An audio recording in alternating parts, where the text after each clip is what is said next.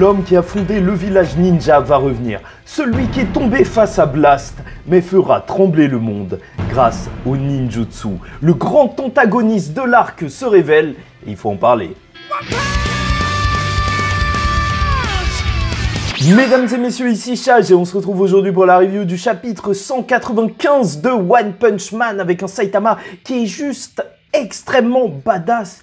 Et ça, quel plaisir de l'avoir en cover, un chapitre qui se nomme Teninto. En fait, c'est une blague qui était un petit peu plus compréhensible dans le webcomic puisque ça faisait Nintendo et donc en gros le groupe de ninja Nintendo. Voilà, t'as capté ou pas? Donc voilà, dès le début, n'hésite pas à liker ou disliker la vidéo, commenter, donner ton avis en commentaire et t'abonner si tu n'es pas encore abonné pour ne pas oublier que chaque 2 semaines il y a un chapitre de One Punch Man et tu verras la vidéo comme ça qui va avec. Donc commençons tout de suite par le recrutement de Sonic, puisqu'on va retrouver un Sonic avec un paquet de glaçons en train de se soigner du fait que Saitama lui a donné un gros coup de poing et qu'il a terminé dans un trou, un combat qu'on n'a même pas vu. Oui, c'est ça, la vitesse de Sonic, ou plutôt la vitesse de Saitama. Donc, et Wind and Flame, les 2 ninjas qui s'étaient transformés en monstres, vont donc arriver vers lui pour le défaire. Parce que voilà, maintenant, il préfère s'attaquer aux gens un par un, c'est plus simple. D'ailleurs, ce passage, il sert surtout à installer une petite vanne qu'on remarque pas forcément, puisqu'il s'attaque à 2 à Sonic, puisque c'est plus simple pour battre un homme seul, puis après, ils vont se plaindre que les ninjas soient en supériorité numérique face à eux. Ouais, c'est un petit peu bizarre, là. Aucun honneur, aucune dignité, rien. Sauf que, coup de théâtre, bien sûr, l'arrivée du groupe de ninjas Teninto qui va arriver dans le bâtiment et les mettre au sol directement. Voilà, et là on va voir leur explication, étant donné qu'ils vont se présenter comme des gens avec déjà des noms de fous. Ok, on va commencer par ça, puisqu'il y a violente force, destructrice dévastation, terrassante foudre, follement cinglée, balistique balle, illusionnaire fantôme, glace gelante et bien sûr le plus monstrueux d'entre eux, peut-être multicolore arc-en-ciel. Waouh, ça fait peur. Non.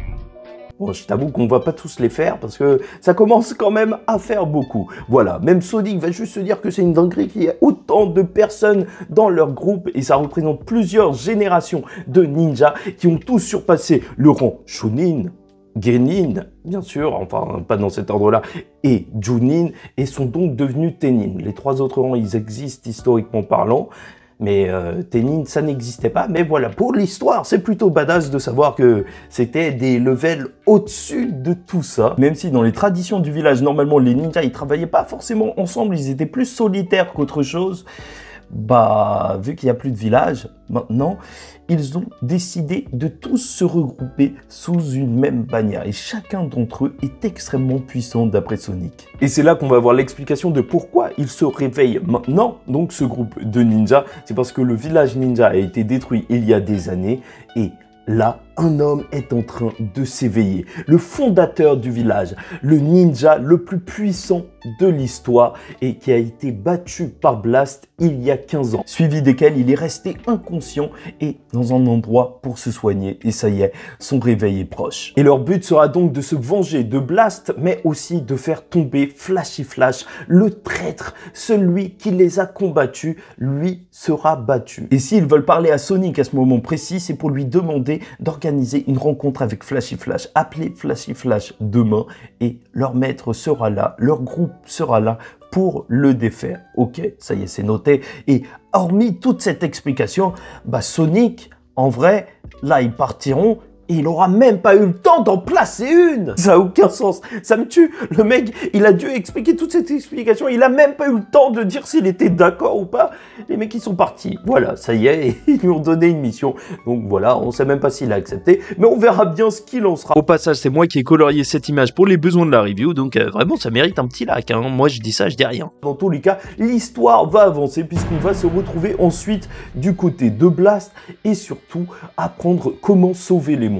Puisqu'on retrouve donc Flashy Flash, Saitama et Monaco qui étaient parti donc à l'association des héros rencontrer Blast pour lui poser des questions. Et là, on va voir des expériences qu'ils sont en train de mener, l'association des héros, pour retransformer les personnes ayant ingéré des cellules de monstres et donc s'étant transformées en total être humain, séparer donc la partie monstrueuse pour les faire redevenir comme ils étaient.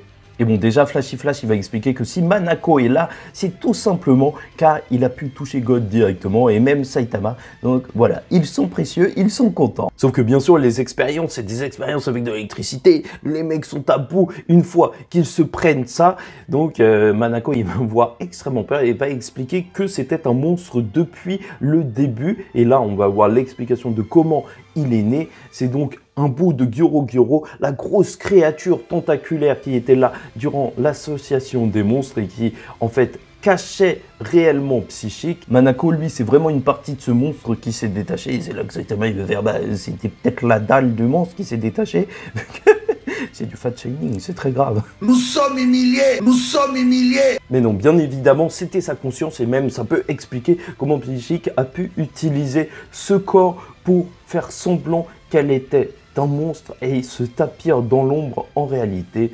Voilà, tout simplement parce que Manako avait la conscience du monstre et peut-être même son esprit. Voilà. Et donc on va en apprendre plus sur comment retransformer les gens en humains puisque on va voir un monstre ours qui va demander de lui-même donc qu'on lui fasse cette expérience, même si elle est extrêmement douloureuse, parce qu'il aurait honte devant les enfants du dojo de se présenter en tant que monstre. Bon, en vrai, il fait pas si flipper que ça, ou peut-être qu'il fait extrêmement flipper en étant un nounours tout mignon et tueur monstrueux. Et bien sûr que cet ours est véritablement un bon gars. Si vous avez oublié qui il était, donc on l'avait vu lors du tournoi des arts martiaux, où on voyait donc un homme qui ressemblait déjà à un ours avant sa transformation, mais qui avait ouvert un dojo pour apprendre aux femmes et aux enfants à se défendre s'ils étaient agressés. Et ça, c'est... Non, non, non. Cet ours, il a mon respect. Surtout qu'il est prêt à tout pour redevenir humain. Non, vraiment, personnage touchant. Et là, selon Blast, ça va beaucoup mieux marcher que pour les autres. Peut-être tout simplement car il avait la volonté de changer. Et c'est sur ça que le chapitre va se terminer. Un Flashy Flash qui va donc demander, après tout ça, à Blast, quel est le lien entre God et son village de ninja. Et c'est vrai qu'en soi, c'est un chapitre quand même tout de même assez court. C'est les chapitres de fin d'année. Murata, il fait des chapitres à chaque fois un petit peu plus courts. Mais c'est un chapitre avec de très bonnes informations pour la suite de l'intrigue. Le véritable groupe qu'on va devoir affronter directement à travers les Teninto. Et même un petit peu touchant avec cette histoire d'ours. Avec des vannes en plus, donc on est bien. En plus, un chapitre avec Blast est un chapitre réussi. Il manquait plus King pour qu'il soit juste parfait.